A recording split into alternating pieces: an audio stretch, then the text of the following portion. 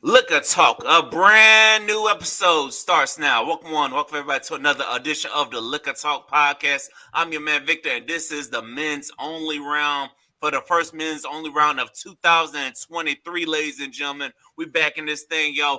First up, we got my brother from another mother holding it down in the ATL. It's Mr. Hear Me Out. It's Mr. Hear Me Out. Marco, what's going on,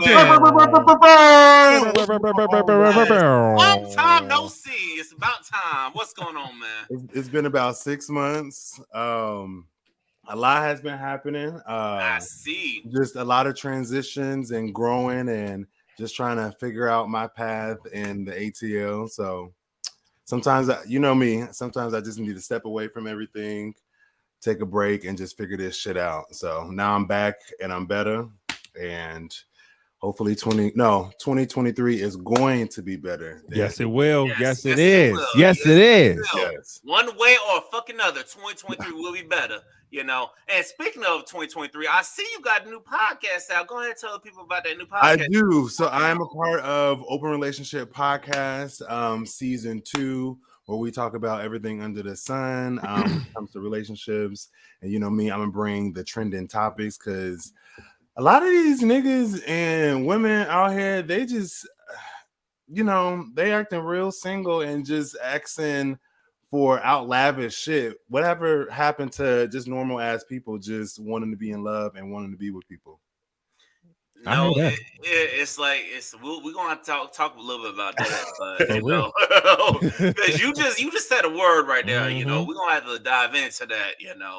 And I ain't forget about you, but ladies and gentlemen, the new man joining us, the second person out of Meta Afros and Audios to come on Liquor Talk. He's Ty, the pod guy, holding it down on the podcaster out of New York, to be the Bronx, to be exact, the home of the Yankees. He's also the host of the Opinionated Brothers podcast. He got the podcast network, and now he's blessing the Liquor Talk with his presence. Oh, man. Welcome to Liquor Talk, Ty.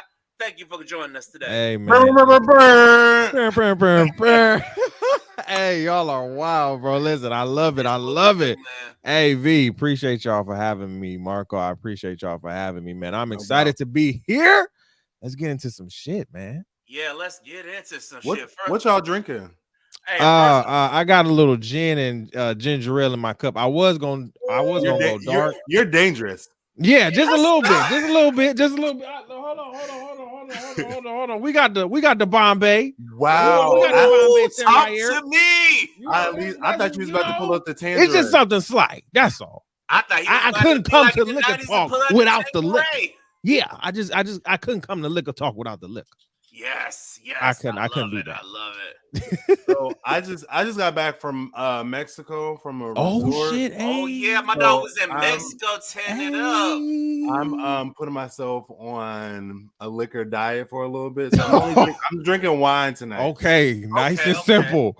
We love it. I had a lot of tequila. So and they don't do single shots. They only do double. No, they don't. Yeah, they don't play down. They don't play that. Do not play. No.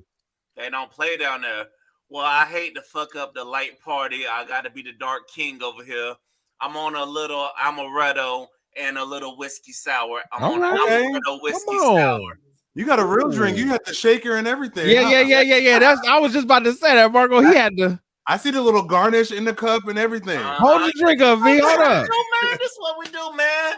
You know what I'm saying? The people gotta know what kind of liquor we on while we talking. You know what I'm saying? Yes, sir. Hey, we own some stuff today. So Ty, tell me a little bit about this podcast network, the Opinionated Brothers Network. So this is the THC Media Network. Myself, I host, produce, manage, create, engineer about 5 original podcasts on my own network that I've created as well. We have the Opinionated Brothers, which is our flagship show, which is the entertainment news, current events, politics type of show. We get really opinionated and we don't hold back for anybody. We have the R&B and Chill podcast because R&B is really, really near and dear to my heart. That is what I grew up on. And so I had to create a show in which reflected the music that was in me, because there was so many kind of hip hop podcasts out here that was doing this commentary that I'm not hearing them nor seeing them talk about the R&B of it all, you know. And so I kind of had to step into that realm, and what it's been an amazing 2-year feat with that. I have my Devontae's World podcast, which is traveling, blogging, basically mukbangs and food. I love to eat, and I'm in New York City, so there's food everywhere. We have the Black Men Win podcast. We interview black men such as yourself, and have one-on-one conversations that are not negative in any type of form. We have deep conversations on how to be better for not only ourselves, but for the next generation that are looking up to us as the new kings that are going to be holding the mantle, either now or coming up. So, and then finally, I think we have the Grind It Out Sports Show. That's new, came last year. You know, I'm a sports head. I love football. Basketball is my love. So, you know, I wanted to create a sports show where it was, you know, kind of just unfiltered. You know, we talking NBA, college football, so all of that. We've garnered over 100,000 streams and views over the last 5 years, and continue to grow. So, you know, I'm taking a step back from everything, you know, kind of on the producer side, letting kind of things roll and working on some things in the background. So that is all about that. We've been doing this since 2016. So yeah, that is amazing. That's amazing hard work right there. Thank you. That's like truly amazing, you know what I'm saying? Let me on all them shows. And I got you. Please just hit me. Hell yeah. I'm trying to be on all of them. If anybody wants to come on the show, please email us at support@thcmedianetwork.com. Again, support@thcmedianetwork.com. You can go to our website, just go to the Connect Us page. You can tap in with any show that you want to get into, and you can either personally DM me. Y'all got the plug. Y'all got the plug. So it don't even. Y'all are fine. Y'all are fine. Yes. But to anybody else out there that's watching, hit me up via, you know, social media, email, website. I got y'all. Yes, please go ahead, book me and Marco together. Book us out, however you want to book us. We're coming on. And also, you can definitely book me for that sports show, because we had a historic Super Bowl during Black History Month. Man, we did. Yes, we did. Shout out to the Chiefs. They pulled it out. You know, I gotta give it to them. And one time for Rihanna for stealing the show. Yes, everybody kept talking about she got pregnant again. Hey, you know what? That is Black excellence, because I know some other people, they can't grind while pregnant, but you know, so. Can we talk about that? Because just a little bit. I didn't want to go there, Marco. I didn't want to do it. I didn't want you to see, Marco already bought his Beyonce tickets, so I knew he wanted to do it. So I had to throw it in there for my dog Marco. I did buy my Beyonce ticket. Marco, please tell me you did not pay no $1,000 for them tickets. Look, see, you know he dropped that. You know he dropped that thou wow. We on Beyonce's internet, and I don't really like people in my financials. So I am how do I say this nicely? I'm a little embarrassed about how much money I spent on this ticket, but I'm grateful that I can do it. Amen. And that's it. Amen. And that's it. It's gonna come back to you. Yes, I'm grateful for you. You know what I'm saying? Because one day we're gonna get to that point that we do it. You know. And my thing was. And then we're gonna go to Rihanna. My thing was, so I saw Beyonce on the Run with Jay-Z, both shows, and obviously they're both great performers and shit. I was like, but I haven't seen Beyonce as a solo act. Right. And I told myself, I was like, the next show that she does, whatever it is, I got to do it. I got to get the experience about. You know, like when Michael was on stage, niggas was passing out and crying, like falling out crying. Listen, I'm rest in peace to the king, man. It's just, man, it sucks we didn't get that experience, man. But Marco, I hope you enjoy that Beyonce experience, man. I am going to live my Black life. Y'all better live y'all Black life. You better, because Beyonce can't get my money. Don't nobody call me on August 12th. I love you, B, but them tickets is price. Look, the only way Beyonce might get the dollar out of me is if she agreed to do a one-on-one on Liquor Talk. That's probably the only way. Only way. And you know she's not gonna drink on camera. Never. Never. I already know that. Hey, we prepared shit. We'll have some sparkling water. Nigga like me, I'm always gonna drink sparkling grape juice. Yeah, sparkling grape juice. We gonna show some respect. You know what I'm saying? Oh man. But Rihanna. Yes. Yeah, that was an amazing show though. Even though people were hating on it and stuff. That was my main question. Why is the internet hating her? And then they continue to compare black women together. Well, she ain't no Beyonce. Nobody says she was. Yeah, nobody said she was. Nobody said she was, and I find it sad that they would do that to her. Like, why can't we just have two black women that are great, that they're bettering each other? You know what I'm saying? There's plenty of money out here for everybody, so there's no competition. Both people can be great. You know, you can have Beyonce have her fans, the Beehive, and Rihanna got the Navy. You know, there's no reason why they can't commingle. You know what I'm saying, and get this money together because they want us to separate. They want us to be at each other's throats, you know, instead of being a united front, you know. I like Beyonce. So what? You know, hey, we like Rihanna. So what? We still black, ain't we? So why can't we be united? That floating stage, though? The floating stage? Hey, that was I ain't gonna hold you. She turned around and slipped one time, and I got scared. I was like, all right, y'all got this pregnant woman up in this air like this in all this red. Now, to your point, V, she did have a great performance. I know people gonna be looking at me making my faces like he didn't like the performance. It's not that I didn't like the performance. It's that I felt like some features needed to be coming out. Yeah, because last year we got those features when the Super Bowl was in LA. We had all the artists coming out. I was maybe expecting a Kendrick, maybe a Jay-Z. Wasn't expecting a Kanye. I know what that looks like. Wasn't expecting that. But at least two people that you can say are you cool with, you know, come on and, you know, bring it, you know, with it. I was kind of let down with that. I think the dancers took the place of, or that's what it felt like to me. The dancers took the place of the guests, which was cool because they killed it. They did that thing. Like, but the floating iPhones, I was like, that is dope.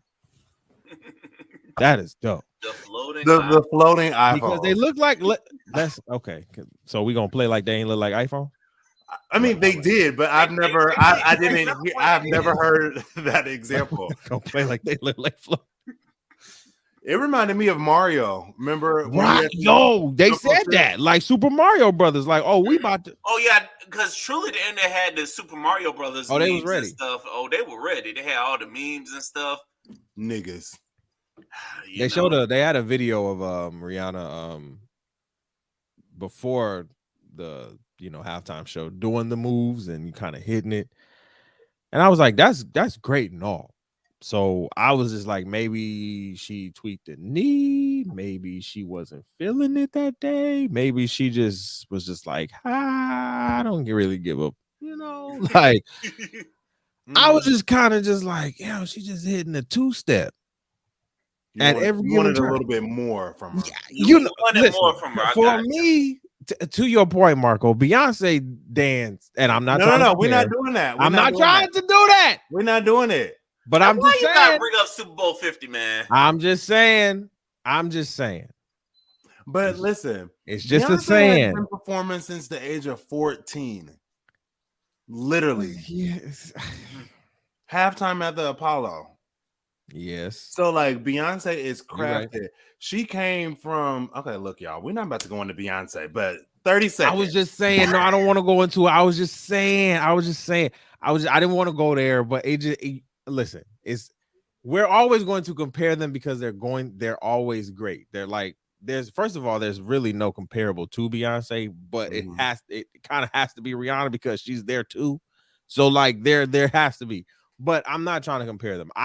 For me personally, watching the Super Bowl, I was just expecting a feature or two to come out on the stage. I was expecting maybe a Jay-Z or a Kendrick. Everybody was like, Kanye's going to come out. I was like, nigga, Kanye ain't going up on. Kanye ain't stable, and Kanye's not allowed. That is Jay-Z's. Right, that's Jay-Z. He runs that shit. Jay-Z would have fought that off, you know. Yeah, and I think for me, even with Jay-Z having it, I would have expected, right? Because she did ballads that had Jay-Z on them, you know. And I think for me, I was just expecting like, you know, Kendrick, Jay. But overall, she did great. She did great. I guess, you know, so I understand where you come from. I expected the NFL to switch it up because they had a whole lot of artists in LA. So I guess they figured. Dr. Dre had what we had? Snoop, Mary, 50, Mary, Eminem, Kendrick. Kendrick. I was listen. He definitely had about 6, maybe 7 people come out on stage. Yeah, really I was. Maybe it was a surprise too. I mean, I get it. That would have been nice. I think for Rihanna, for me, I just feel like, you know, since Anti until now, I did want a little bit more. A Future would have been nice. Even like just in a hypothetical world, a Kanye coming out on All of the Lights. We would have went batshit. And if he was in his stable mind, I would have went crazy. Like the tabloid, where I was at would have just gone crazy if Kanye would have came out to that. Yeah, it would have. The crowd would have went nuts. It would have been dumb. We all would have been screaming on TikTok. I think we should have just picked the one feature to have everybody just rock out to, you know. And I think to your point, V. That's where I was expecting. Like maybe not even 2 or 3 because it's Rihanna. I get you. You want to do your own thing. This is your performance. I understand. Like you rock that, but maybe like just one that's going like. Can I throw a reach? Yeah. Okay. Even when she did the birthday cake for like 15 seconds, she could have had Chris Brown come out and did the remix, and then we could have ended all that bullshit that Chris Brown got going on. You know, I heard something about what really happened. We'll talk about that probably on your show, on another show. I heard some conspiracies about that, but we're not gonna kill the vibe. But Super Bowl 57 is gonna be in Las Vegas. Who would y'all like to see perform in Vegas? Usher. No. Usher in Vegas? Well, Usher got a residency now. Usher already got the residency in Vegas. Why not? I think, Usher would be good. You think Doja Cat can hold a 13-minute? No, don't do that. No, not yet. Anyway, no. If Doja Cat comes out with maybe, she's the pop star though. Right now, she's the pop star. Yeah. She is the pop star, but if she has to come out with at least 2 or 3 more hits. Yeah, the only Doja song I can think of is Streets because of that damn silhouette challenge, you know. So I mean, because I hate to do it like that, but come on. I'm thinking like 13. You have 13 minutes to comprise maybe 12, 13, 15 songs. Yeah, something like that. Yeah, 11 if you want. 11 if you would. Like seconds. You have to have that catalog. Yeah, and not to shit on a lot of these artists, but a lot of these artists don't have that catalog. Like you popping, but you don't have that catalog to suffice a Super Bowl show. And a lot of these artists don't know how to perform. Yes. This just came up in my head, but so you know how Dr. Dre did his thing, he's a producer. Right. I would like to see Diddy. Oh. Diddy bring out Mace, bring out the Locks, bring out Lil' Kim. They already did it on like BET and MTV and shit like that. But like the Super Bowl, would that? Diddy might have to make would that they call feel like that's too black? No. Because they did the West Coast, right? So they got to do the East Coast. They have to do the East Coast. Yeah, you're right. You're right. No, you're right. You're right, Marco. You're right. Then do you're right. 45 seconds, maybe 30 seconds. Yeah, you're right. RIP to B.I.G. and end it. Yeah, you're right. You're right. Yeah. And on that note of RIP to B.I.G., yeah, that would be dope. You know what I'm saying? Hey, NFL, we got suggestions, you know, for Super Bowl. I need to get paid for these suggestions. Hell yeah. For Super Bowl 58 going down in Las Vegas, you know. Hey, hey, make that money though, Right. shit. Ladies and gentlemen, this is Liquor Talk. The more you drink, the better we sound. So go ahead, pull up that liquor if you haven't done so already. And please remember 2 things. 1, drink responsibly because Liquor Talk is not paying for your DUI. And number 2, never trust a bartender who doesn't drink to make your drink. Remember those 2 things, I'm a bartender, but I do not trust bartenders that don't drink. So that is a valid statement. Yes, sir. Yes, sir. I love that. How do you know the drink is good? Who, me? No. Bartenders that don't that's drink. how I know I'm fucked up. See, that's how I know I'm getting there. Mm-hmm. Got him. That's how I know I'm getting there. Got him. That's how I know I'm getting there. Woohoo!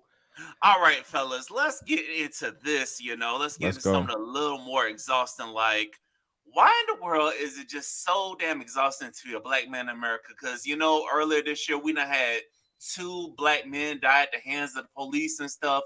I'm starting to think we might have to go back to something Marco said a long time ago on another Men's Only Rounds of we might just have to having to burn some shit up or something because it's getting so damn exhausting being a black man in America. Like, talk to me, brothers. How y'all feeling? Go ahead, Marco. No, go ahead, Ty. I want to burn shit up. Don't get me wrong. I do. I want to. To be honest, I can tell you the first time I vividly seen a shooting of a black man, like, and how it affected me. I was at work, 2016, and that was Philando Castillo on Facebook Live. Oh, right. I remember that. And when that came through my feed, to see that streaming live, like seeing it from beginning to end, I had to go to the bathroom and I had to cry for a minute. And I had my coworkers coming to me like, "Yo, you good? You good?" I'm like, "Yo, I just seen a black. I literally just seen a cop just shoot a black man for literally no reason." And not to say I haven't experienced racism on all forms, but that right there, to see it vividly, and now to continuously after that moment, constantly and consistently see it.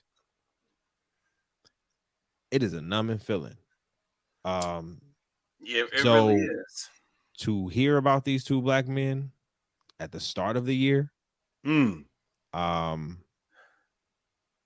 is a numbing, pulsating anger that I have to keep in check, because as like y'all, I do want to. It is. You want to scream and shout. You want to fight. You want to tear shit up. You want to break people. You want to be petty. You want to sit here and give it back to them. But then I remind myself of what I have, what I've got, and to a degree, understanding that those black men and women who have been gunned down are looking at us up in heaven, trying to protect us, trying to look over us. At least that's what I believe. Every last one of the people, every last hashtag that we have had over the last 6 years, to me, is a guardian angel over my life. Out of the ones that we have said and the ones that we haven't said. So to me, this right here is ridiculous. It is. It's not appalling, and to be quite frank, and it sucks to even say it, it's not even shocking. Yeah. It's not even a shock. No, the fact that we can't even get a shock value out of this anymore, that should be very telling of how we as a community of black men feel.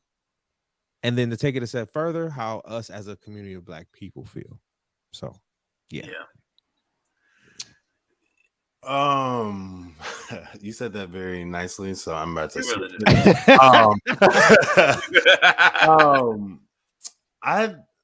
I still think we're being too nice about situations. We do all this protesting and talking about it on podcasts and writing to the police departments and doing this and doing that, and shit still ain't done. Like, we're already labeled as the angry folks. So why not just show them that we're angry? I don't think we're going to get a change. And I understand how dangerous that is, but you also had white people run up in the Capitol. Yeah. Facts. The Capitol. So if I'm not violent, but just in a hypothetical world, right. If we collectively came together as a culture and a community, absolutely, and like stuck together through all this, how our ancestors did through slavery, I think that we can get change. Hell yeah. I don't disagree with you 100%. I agree with you 100%. It's like a slap in the face still, because even me and even some of the gentlemen that's been on the Liquor Talk podcast, we have protested up and down these streets that we live in. I protested for 12 hours in New York, stood outside the city hall, and ain't nothing but police with guns and armies, it's helicopters and shit, and we're not even doing nothing. We just want to talk. Right. And y'all not saying shit to us. That's it. Y'all not giving us answers. These niggas are scared to come out their offices. They literally got to get barricades and fire departments and do all that shit to get us home. No, we're going to the next building. You can get us away from this building, but there's one right down the street. We spray painting and shit and doing all that. Not me, y'all. I'm not trying to go to jail. But we've been through that through the whole pandemic. Right. And Marco wants to burn it down. I do, because especially like the niggas in Memphis, it was 4 black men. Man, and listen. Then, I don't mean to take it there because it was so recent, but no, I was gonna take it there. But take it there, please. I was gonna take it there. I'm glad you did. Immediately, all we see on the news is 4 black men. Y'all thought we was gonna sweep that under the rug. A week later, it's a white police officer that we had no idea that was there too. Yeah. Wait, what? No. He's getting it too. Yeah, he needs to get it as well. And then also, not to mention, one of them officers was trying. This sounds premeditated to me when I drop this fact that one of the officers recognized man because the man that got killed, Tyree Nichols, was messing around with his baby mama. So, now you want to use your badge and use your authority to go ahead and have this man taken out because you're jealous he's with the baby mama. That is so fucked up. And then I also heard something about the Memphis police chief, how she enforces it. So I can't say it factually, but I've heard some stories about allegedly. That police chief as well. Allegedly. But go ahead, Marco. No, and then like these niggas are supposed to be leaders of the community. One of the police officers was a part of Omega Psi Phi. Psi and repealed that. They said nope. They said nope. We're snatching your membership. You are no longer a part of the Yeah, I was wondering when Omega Psi Phi was going to make a statement. They took it too long. Yeah. Yeah. I was about to say that they took. See, my thing is you took way too long for this. It's too many situations in this instance where a lot of these organizations, especially ones who do have letters and everything, take too long in these situations where your members are literally going to jail, criminals, and y'all ain't saying shit. Y'all ain't doing shit. And these are the men that carry your letters. Yeah, I'm like, these are the men that's rocking your letters, rocking your gear. You getting all the dues from them, but your quote unquote leaders of the community. Y'all are going to these HBCUs, letting these men know who you are. You're trying to be father figures and do all this shit, but then we find all this shit weeks later. Let me go ahead. Let me be clear.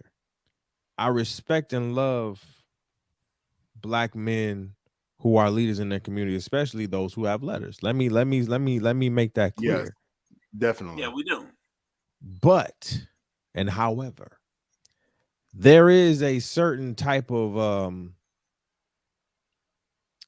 uncommon sense or kind of turn the other way when your brother is not acting the way he needs to be acting.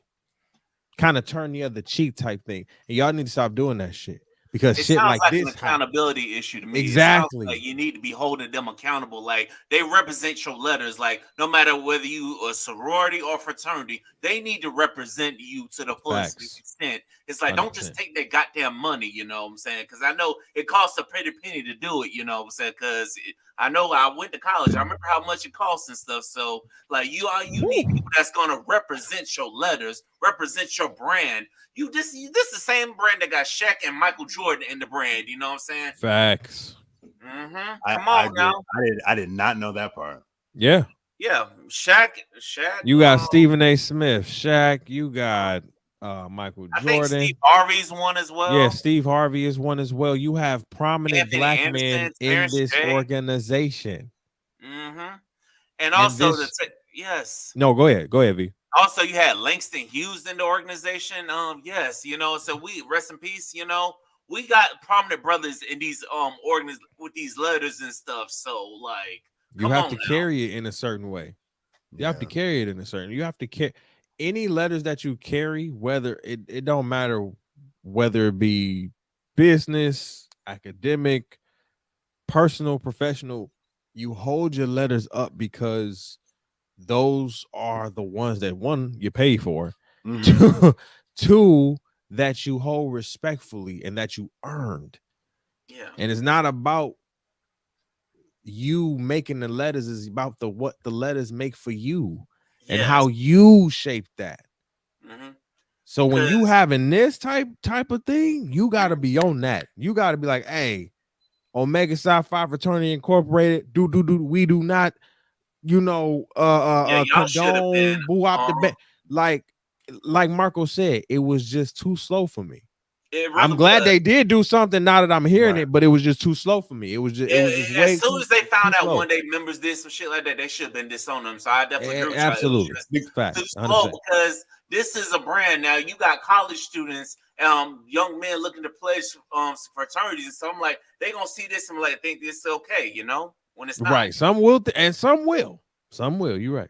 Some will. And to me, that's why that they didn't say anything, because it is pledging season right now. So, you know, if I'm, for me, in a hypothetical world, if I was pledging for whatever organization and I found out that a police officer shot another black man, I'm immediately going to drop out. I don't want nothing to part. Yeah. You sold me a dream, and I'm not, y'all on some other type shit. I'll just wait till spring or fall to do this shit again. Exactly. Because I'm not about to pay you this $2,500 to pledge, you know what I'm saying? And I'm seeing this shit. You're okay with black men getting killed at the hands of another black man with a badge? Man, that's fucked up, man. Can I ask a question? Yeah, go ahead. What is it like? Where's the disconnect where it's like, just in this situation, why could they not just be like, I got you. Let's why do they have to pull out a gun? Like, where is the disconnect at? Like, I think, you know what I think it is? The disconnect is that you fucking my ex-woman, so yeah, and I kind of want her back. So maybe it could be that. I don't know. It could, because you gotta do some shit for a woman, you know. You gotta, God it's forbid, sad. At least a tase, a tackle. Well, see, the thing was they Rodney King'd him in the video. They really did. Oh, I didn't watch. You know. They beat him, and because of his injuries, he unfortunately passed. So they saw him beat him bad with the white boy in the video, and then because of his injuries, he passed away. So it was a whole Rodney King type of thing where, to V's point, you got out the car because what? Your woman didn't like you anymore? Yeah, and you know what? And this is just sad because you got actual other people who don't look like us shooting up places. Oh, they get their day before the judge. This is what's fucked up, and I'm just like, when are we gonna be able to just? if we did the crime, so what? Let's just get before the judge and call it a day. No, we're not even making it to the damn judge. Right. Who you telling? Yeah. It's steep. It is. No, it is. It is very steep. Like, to have 4 to 5 black officers sit here and deliberately and literally with the common sense knowingly beat this boy to death. This almost reminds me of that NWA song ridiculous. When they say black police showing out for the white cop. I'm like, this is exactly what y'all doing. Yeah, showing out for the white cop. You got a little authority. There's a damn, I don't even know the name of the movie, but I'm gonna email it to y'all. There's a movie. Long story short, no, I can't do that because I think that's the plot of everything. So I'm gonna send y'all the movie. You can spoil it if you have to. No, it's a really good movie, and I don't want to spoil it. But it's about a black man going through all this court shit, and it was one black officer that helped him. I haven't watched it. Somebody told me about it, but it is on my watch list. But I think it's a great identity for us as black men to watch. Right. You see the officer and the victim allegedly connecting, but not verbally connecting. Like, you know how like when you walk by another black man, you ain't got to say nothing, but you just be like, "What's up?" and just good. Yeah. Keep going about your business. So it's something along those lines. And the gentleman that told me, I was like, "Oh, I definitely need to watch this because it's a plot twist." Because I get tired of watching the same shit on Netflix about them telling our stories of why we're always in jail and shit. So this one was like a complete different outlook on us as black men. Yes.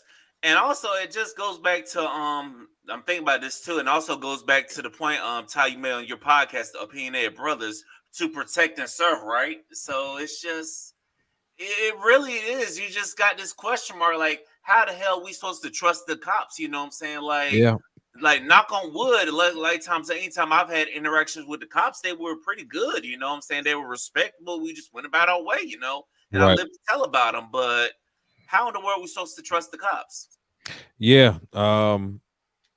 Especially when we're talking about our black police, you know, not unknowingly or knowingly, however you want to say, you hold a different type of honor and standard to that badge.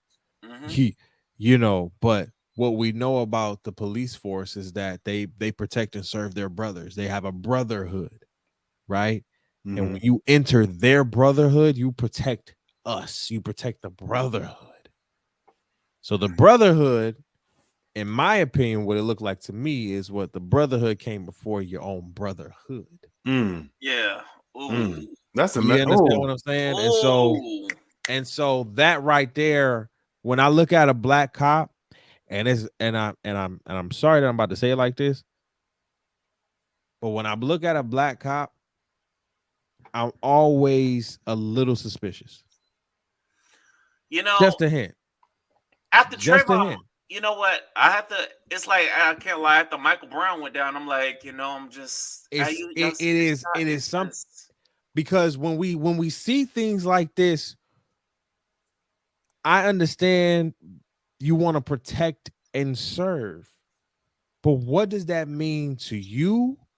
And then what does that mean to the brotherhood that you have now entered? Because they have a way different, you know, definition and meaning of that. And so that is a culture. That is something that you have to enter. That is something that you have now to be a part of. That is the fabric of your life now. You understand what I'm saying? That is now about to enter into your personal life, whether you like it or not. It's about to. Yeah, it's really about to enter in your brotherhood because now you gotta protect this brotherhood, and the brotherhood could be doing the stupidest shit. Like y'all saw the story about the officers running a train on that one officer, and all their asses got fired. I'm like, this is what y'all doing? This is the brotherhood that what?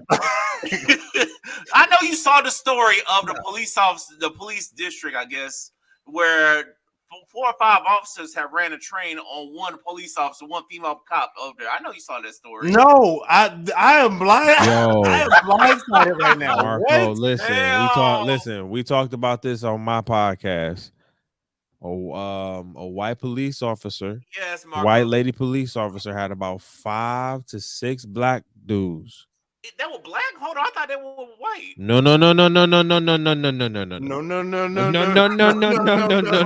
hell no.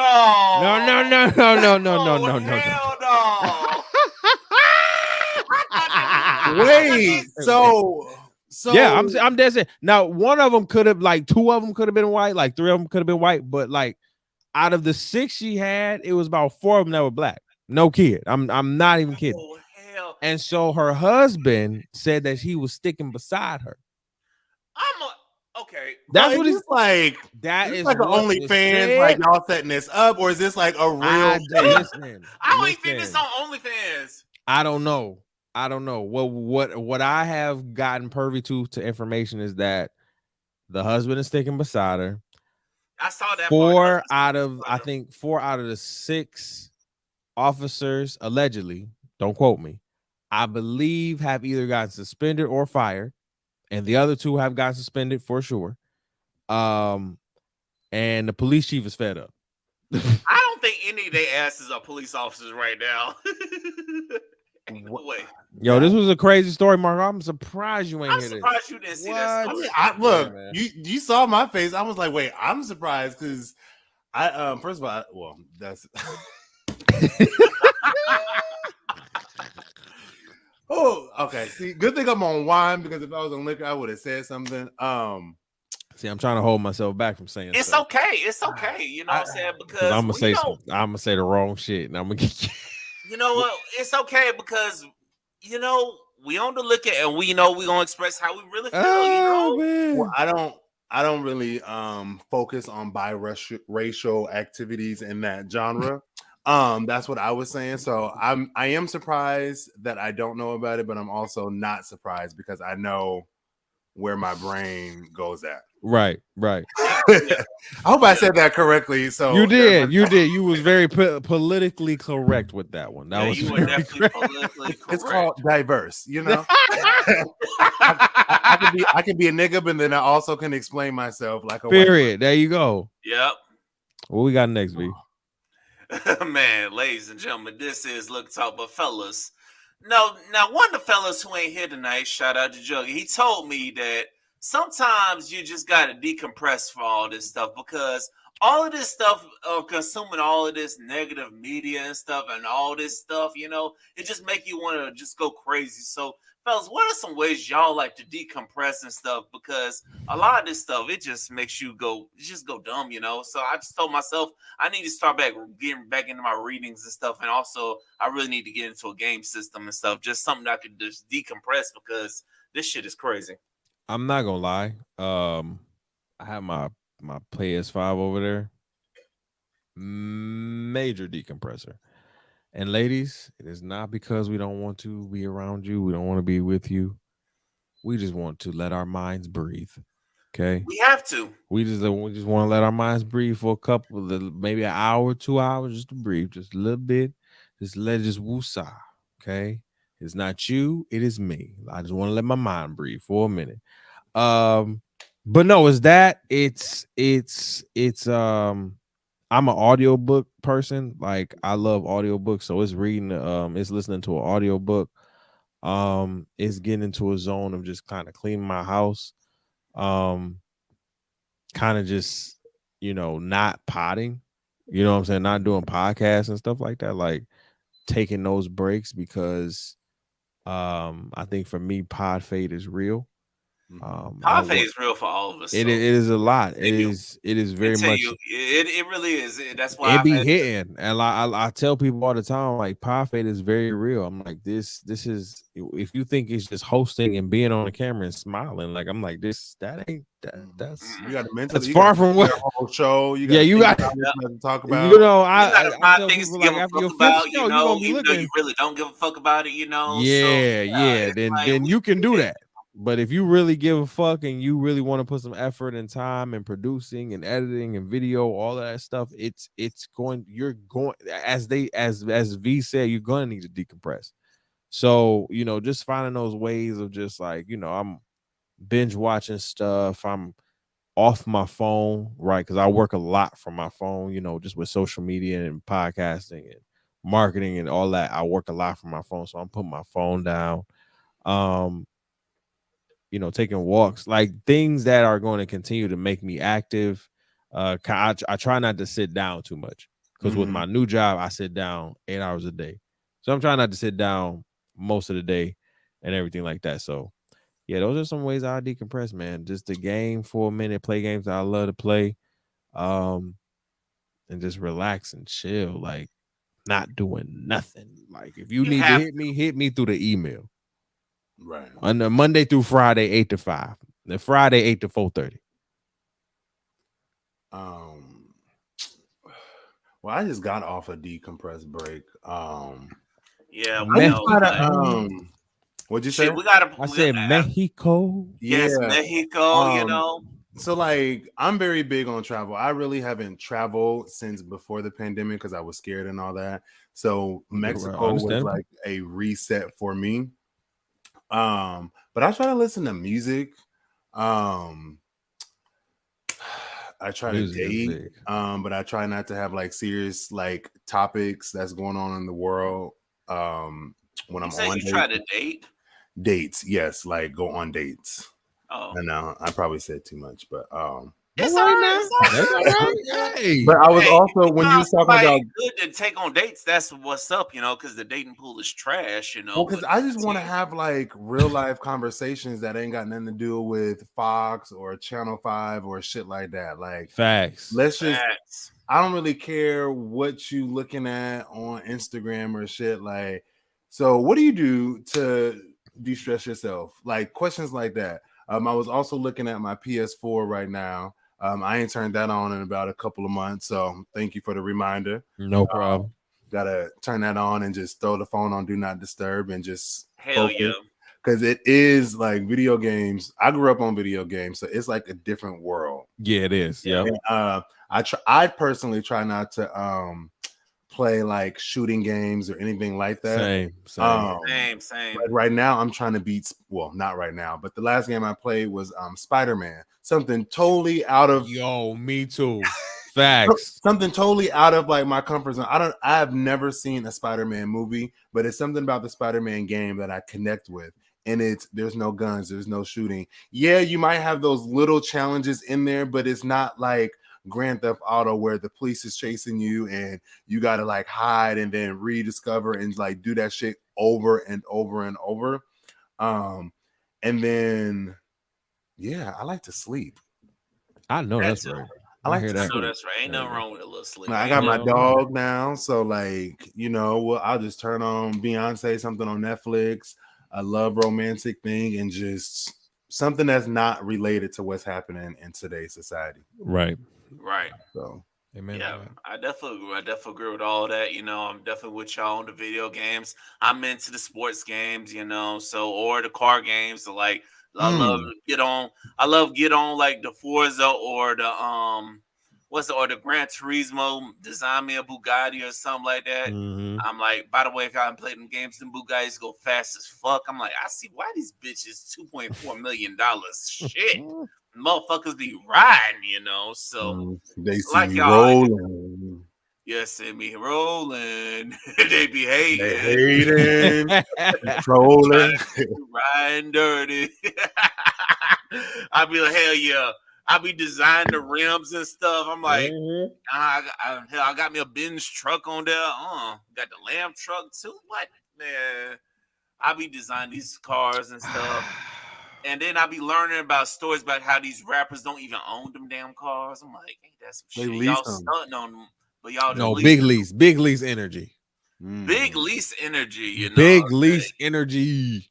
Yes, and then you learn the stories about how a lot of beef started and stuff, And then there's some other shit about artists and stuff that make you just go crazy. So I try not to get into those two stuff too much because it's like that just make you go crazy, make you wonder and stuff. Like, so this is why they were killed off. God damn. Right. Yeah. So look, I try not to get into those stuff, but sometimes they do pass the time. But you just gotta decompress. And also, I try to tap into other people's podcasts as well. So that way I know what they talking about and see what's popping with them. So and to show support.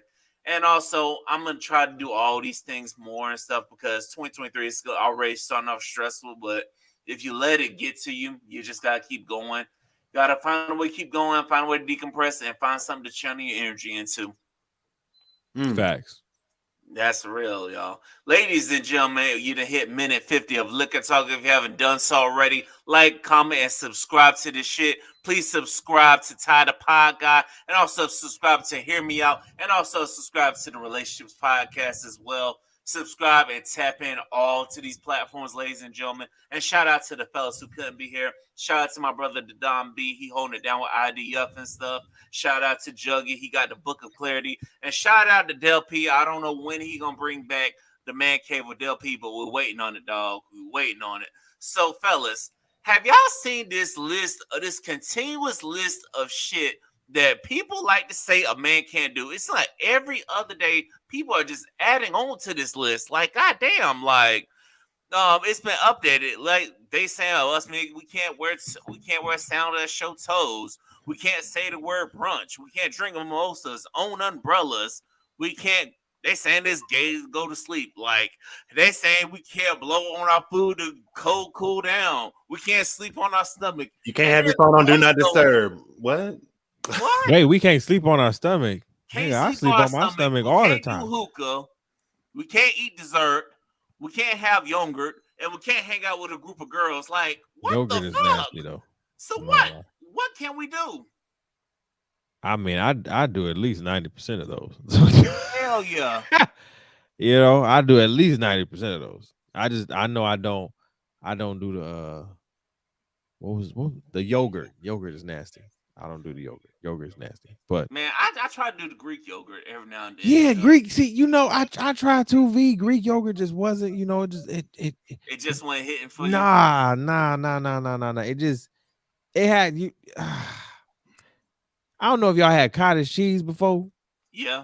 No. Yeah. No.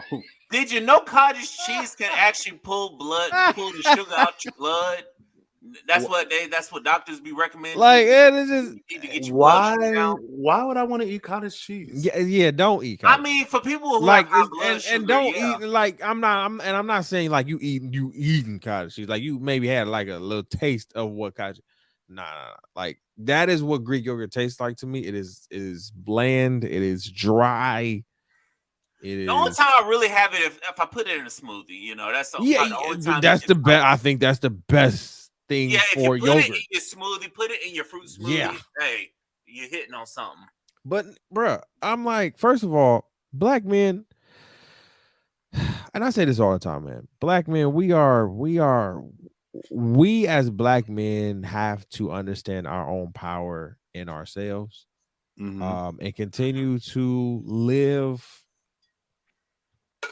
as knowing that we're going to be okay and live how you want to live. Like, for real, like, black men are we are taking control in a way that I'm seeing that is very positive. We're taking control of our emotions. We're understanding that crying isn't weak. We're understanding that manning up doesn't just say, hey, put your big boy drawers on and get out there. No, manning up is saying, hey, let your tears flow, but also get up and get your ass moving. You understand what I'm saying? Like, there's a shift that is happening within the black men that a lot of black men are not liking. It's probably because they still listen to what their daddies are telling them and stuff. They still trying to do what the men before them did. I'm like, no, I need to go ahead and master my skin. But fuck that. Exactly. We have to elevate. Are we going to continue staying stagnant in the place that we are? I don't think no one on this stage, none three of us, are staying in the place that our parents, our grandparents, would even think for us to stay. No, they are looking at us as like, whoa, y'all are doing the damn thing. Y'all are killing it out here. From where our ancestors came from, they are looking at us as the ones. And then the ones that's coming up after us. So when I look at black men continuously understanding themselves, going into therapy, sitting here and getting in tap with their emotions. I've always wanted black men to get in tap with their emotions. Since I was little, bro. I tried to understand like why black men don't cry. Why is it always, hey, don't cry. Hey, suck it up. No, because we had parents growing up that were like, hey, I'm gonna beat you even harder. I'm gonna give you something to cry about. I'm like, I get it, but I'm like, yo, why you don't cry, bro? Like, chill out. Like, this hurt. You feel what I'm saying? Like, yo, why don't we? Why? We were never given that that platform that to be that way, because we always had parents that always get mad at us for being emotional. They'll be like, you even had our older us thinking, oh, he gonna be gay. You know what I'm saying? They say, oh, he cried too much, he gonna be gay and stuff. I'm like, seriously? And I hated that. And I'm glad that a lot of us are trying to we are changing that narrative, because that's not the case. Yeah. Shout out to all my black men who are fathers out there who are giving the our kids the platform to be okay, to be vulnerable and stuff. Man, facts. Shout out to them, because they are really stepping up and doing their thing out here. I just wanted to show them some love, you know. Go ahead, Marco. Damn, I forgot what I was about to say. Oh yeah. I'm a man that cry. I don't give a fuck if I'm drunk, if I'm sober. I'm a cry, because I never had that space to cry. So if I can create it for myself, that's all that matters to me. I don't give a fuck what I'm crying about. If you listen, you listen. If you don't, you don't. If you talk about me, you do. I don't give a fuck. I think it's very powerful that we as black men can cry in many different spaces that we create, because it's not a space that's created for us. Right. So, okay. Go ahead. You got it, man. You got it. No pressure. You got it. Tequila takes me there. Like, Tequila just got me there when I went to Mexico, and I was like super emotional, but I had a great time. And coming back to Atlanta, I was like, oh, did I do too much? And I was like, no, Marco, like, if you felt safe enough to cry, fuck what everybody else thought. Facts. Like, you felt, nobody made you cry. Nobody said anything to make you cry. You just felt like it was a safe space. So you cried. And that was powerful to me. And it brought me and some of the individuals on the trip closer. Right. And I was like, you know, like, a lot of, like, we grow up in those spaces of, you shouldn't cry because you're the man of the family. I grew up with all women. I never had a grandfather. My dad was in jail. I have one brother that we're not even close, but I'm like the man of the family. Right. I just had my first nephew last year. So when I thank you. I appreciate that. Like, now the pressure is off of me. But it's like a different feeling. Like, just growing up, I had to take the trash out and do this and just stay strong. And you need to just go. And why I disappeared away from all my friends and my podcast and shit, because I was really going through some shit. And I was like, you know, like, you need to share your experiences with the world, because you don't know who's listening around the world. It might be a 14-year-old boy and my 15-year-old female that's listening to your podcast right now. Do this for them. I don't even know if that's true, but you never know who's listening. So share your story, because you have experiences to share. So I love crying, whether it's because I see Beyonce in August, because I can afford the ticket, or if it's a romantic comedy on this motherfucking TV, that's mine. So, I just took it left field, but yeah, it's all good. I think it's a dope feeling that we can create these spaces for us. Yeah. Period. Listen, I'm gonna say this, and you know, I'm gonna give y'all, ladies and gentlemen, whoever you in love with, if you want a major key to somebody, let that person cry in front of you, and you be that safe space for them, to hold them, to listen to them. and you don't hold it against them, meaning you cannot hold this against them. You cannot be a bank and hold it against them. They're not depositing something for you to hold on to and throw it in their face, or for you to go around your friends and talk shit about them behind their back. No, because that will bring you closer to them. If you are vulnerable, if you let them be vulnerable like that, I guarantee you that person will go harder for you. That person will know that, hey, I got a fucking real one right here, and I need to hold on to this motherfucker, you know. Listen, I was about to bring them gunshots out on that. You better stop. One question that I started asking my friends probably like once, maybe every 2 weeks is, how's your mental? Like, you ain't got to answer it right now. You ain't got to answer it like in the next hour. But think about the question. How is your mental? If you need to talk, I'm listening here. I'm not even going to respond. Just let it all out. Whatever you do, that's between us. I'm never going to throw it back in your face because I'm not that type of person. Exactly. You know, because I had a friend like that was in college. I kind of found out that, hey, he was kind of talking about you when you got emotional. And so I said, oh, but needless to say, me and that person don't talk today. And I don't care if that person is supporting. That person probably won't ever be welcome back, because I'm like, you caught me at a vulnerable state and you had the nerve to talk about me behind my back.